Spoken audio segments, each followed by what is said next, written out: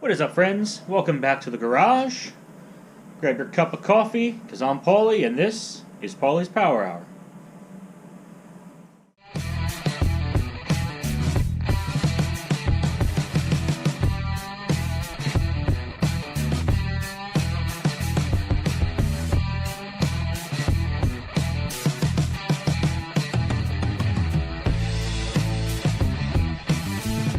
So as you can see, behind me, I have Big Mama in the garage in all her glory. What am I doing? Because I literally just did a whole bunch of stuff to Big Mama. Well, she's got a leaky radiator, so we're going to have to change that out. I went and I got a stock replacement. Fortunately, I bought a radiator with a lifetime warranty, so I was able to warranty this out. So that means I'll be able to take this one out and take it back and get my money back. Of course, you have to pay for it. They're not just going to give you a part for free, right? I do eventually want to put a big aluminum radiator in here, kind of like what Kit has. But for now, she runs perfectly fine with the fans and the radiator the way it is.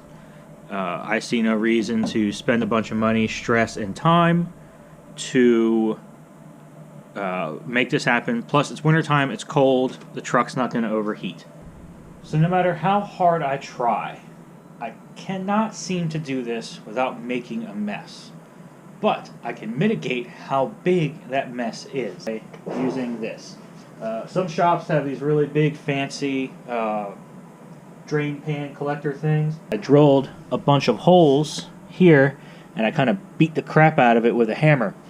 So now I take it and set it on here, and increases the catch area of my drain pan, and hopefully prevents it from making a gigantic mess. First, we're going to start by at least loosening the cap, or taking it off. Now we come back over here, and this drain right here will start to drain the coolant. As you unscrew this, it is going to leak more and more and more until it finally gets a steady stream. Oop, there it goes.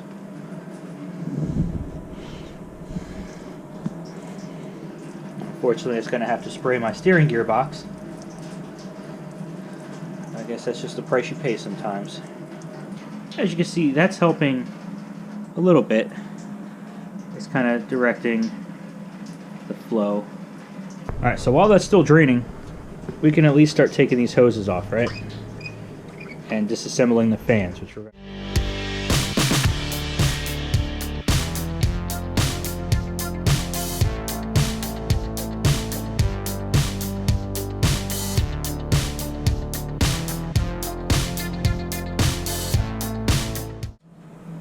Now, unfortunately, the fan install is something that you missed.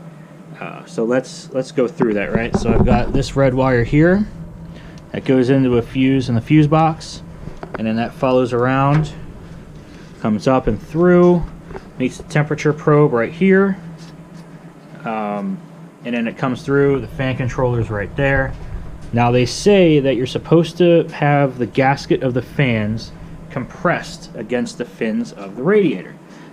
And I thought I had that, but at second glance, it doesn't look like I do that much.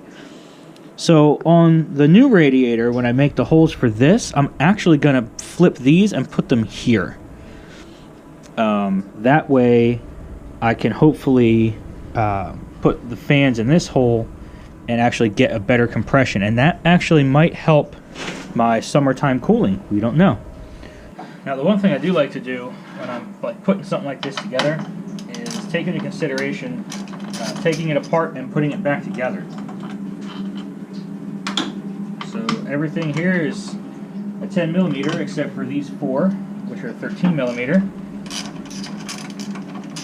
I made these spacers out of this tube stock because you have the ability to flip these brackets around, and I think that's really how they wanted it to happen with the way that the fans mount. But when you flip these upside down, it really looked like hell. because this tab would have been sticking up past the radiator here, and that, when I'm doing an install like that, and it's something that I can control, I'm not playing that silly game. So that's the route I went. I made spacers, I flipped those around, and I think it worked out pretty nicely because I can tuck the wiring underneath it, and it looks like a really clean install.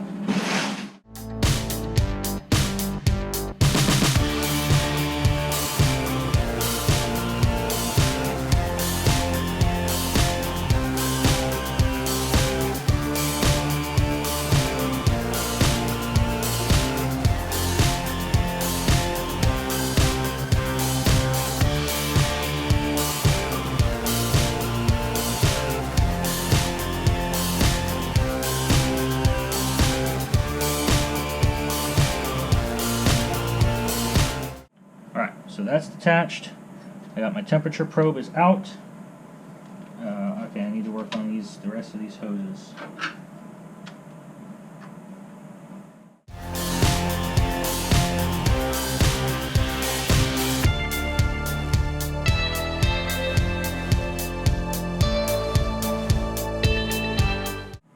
Temperature probe is out. Wiring harness is free.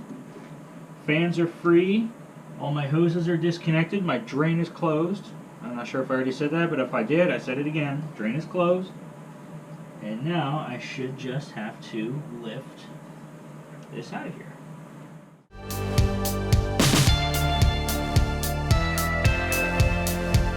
So the good news so far is that this radiator fits the basic shape, right?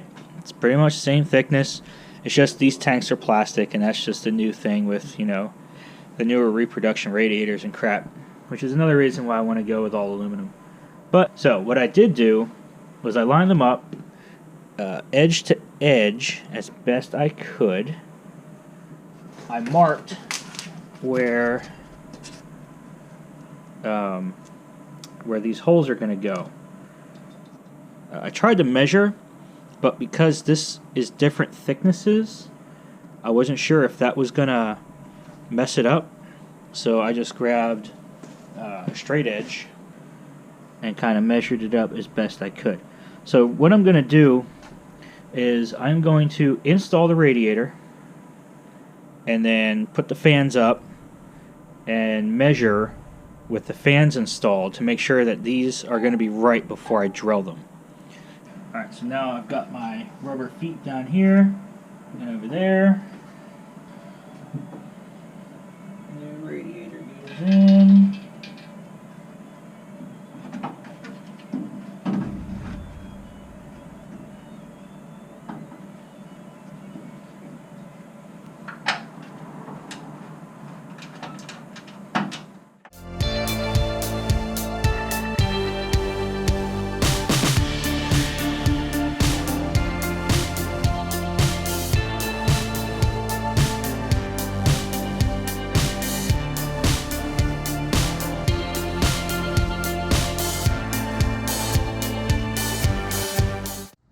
Here's where we're at.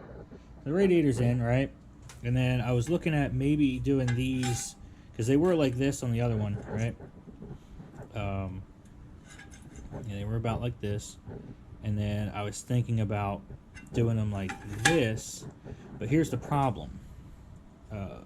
These two holes, the outside two, are too short. They're not going to make this and this.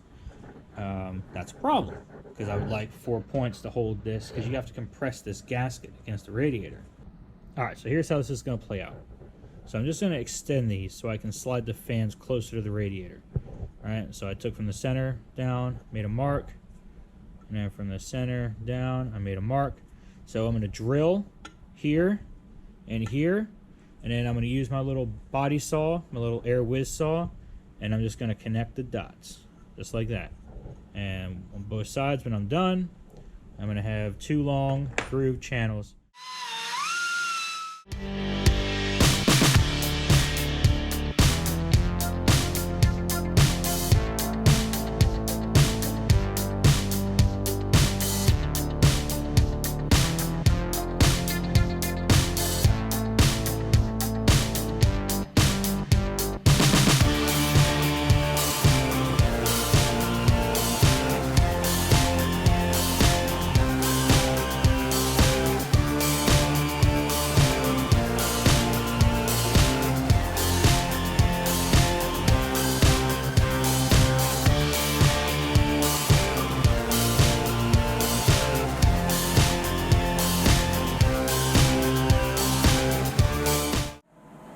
Alright, so this looks pretty good.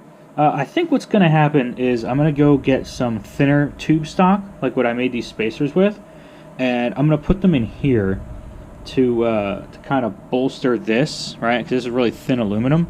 The other one was at least like steel-ish and kind of boxed in so it didn't flex as easily. You have to have a 50% compression of this gasket, which now I can do. But first I need to put my harness back in and my temperature probe, which goes as close as you can to the upper hose. And yep, make sure my wires are run and cinch all this down, and I got to do the sides, put the hoses on and fill it back up. So good fun.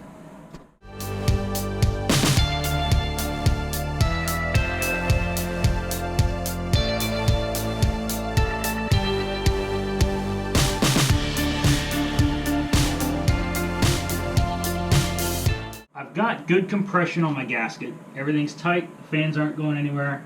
Now it's time to hook the hoses up, fill this thing with coolant, burp it, and then go for the best part, test drive.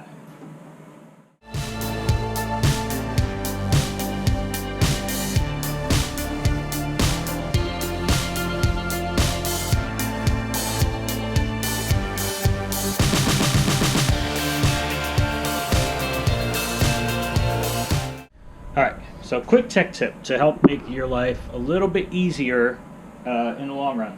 All your hose clamps, make sure you put them so they're accessible. Alright, see this one right here? I can get to that with a screwdriver or a ratchet. Same with this one right here. I can get to that one with a screwdriver or a ratchet. Even down here where I can get to my lower hose off my water pump. And here, and then this guy right here. There is the other type, which most new cars have, and I probably have one up here somewhere. I like those for certain applications, and other applications I prefer the screw type clamps, which is what I'm going to use. Now, I am choosing to not reuse this coolant. It's a little brownish when you start swishing it around, right? It's a little dirty. Maybe this old radiator had some crud in it. Maybe the block still has some crud in it. I don't know. But I've got fresh coolant, so I'm just going to go ahead and use some fresh coolant. So when it comes to buying coolant, I like to buy the concentrated stuff.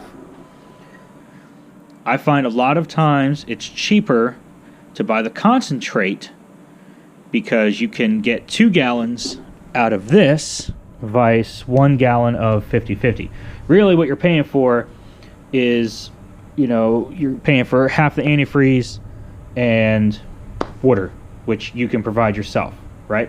And this is half full of water. This is all the way full of coolant. So I'm going to take half of this, dump it in here, and then fill this up with water. Now I've got 2 gallons of coolant for less than the price of a full gallon of 50/50 mix. Science and math and stuff. There you go.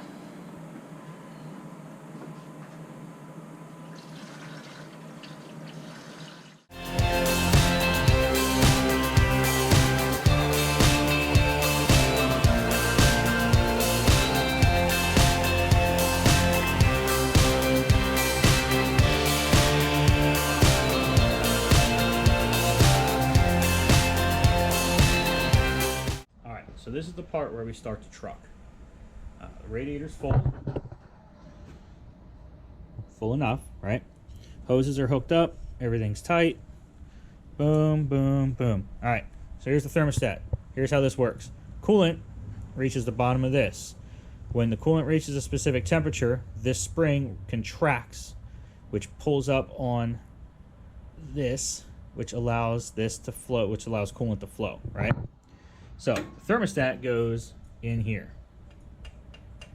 So the water pump sucks the coolant in, into the pump, and it runs through the block, cools everything, and it hits this hose, comes out for the heater core, which provides heat for the passengers in the truck. and then it comes up to here. When it reaches operating temperature, the spring will contract, which will allow the coolant to flow up through the upper hose, back into the radiator, where it then goes down through the little passages. Air flows through, cools the coolant, gets to the bottom, goes up back into the hose, lather, rinse, repeat, cooling system, boom. Fans are what we call sucker fans. So they suck air through, right? They draw air through. It would be really dumb if they were pusher fans, because a pusher fan would take hot air from the engine bay and push it through the radiator, which would then heat the coolant, and that's not what you want. You want to cool the coolant. So yeah, when you fire the truck up, or your vehicle, after you do this, right, you want to leave the cap off. You want to leave the cap off until at least the thermostat opens.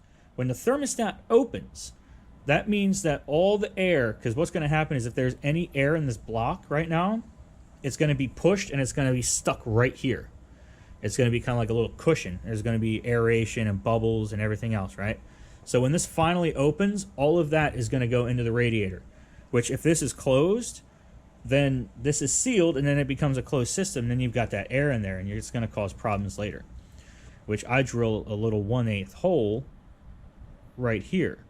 And what happens is you put that in, boom, truck fires up, coolant flows, and a little bit of coolant, this allows that air and that coolant to flow, which will allow push any air that's in the block out. It doesn't impede heating by any stretch of the imagination. The truck still gets the perfect operating temperature. It still runs as cool as it usually does, right?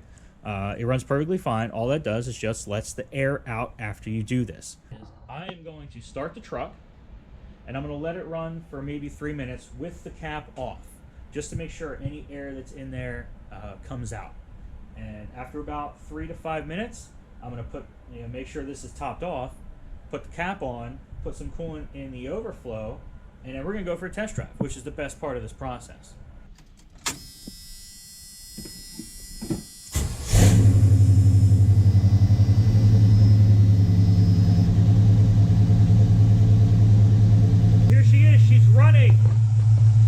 Running pretty darn good. Everything seems to be okay. I don't have any massive leaks. I'm not pouring coolant out from under the truck right now, which is good. So we're going to sit here and let her idle until the fans kick on. Oh, there they go.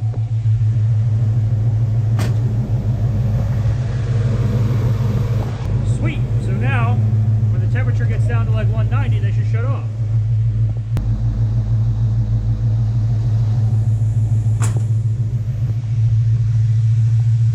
And now they're off. Alright, test drive time.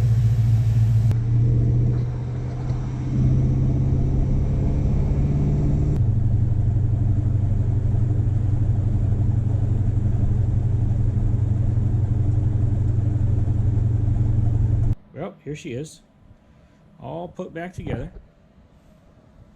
Runs good, stays cool, which is what you need, what you want. So there we go, folks. Another happy ending for a project. So now I'm going to clean up the tools, clean up the mess, pack this old radiator back up, and yep, take it back to the store, get my money back for the warranty. I'm going to go ahead and end this video the way I started it, with a good cup of coffee. So, if you had a good time, consider hitting that like button and that subscribe button. And come on back and see us here at the garage, where we always have a good time. We always learn something new, and usually good things happen. So, that being said, I'm Paulie. Please come back and see us. You keep that hammer down, and you go like hell.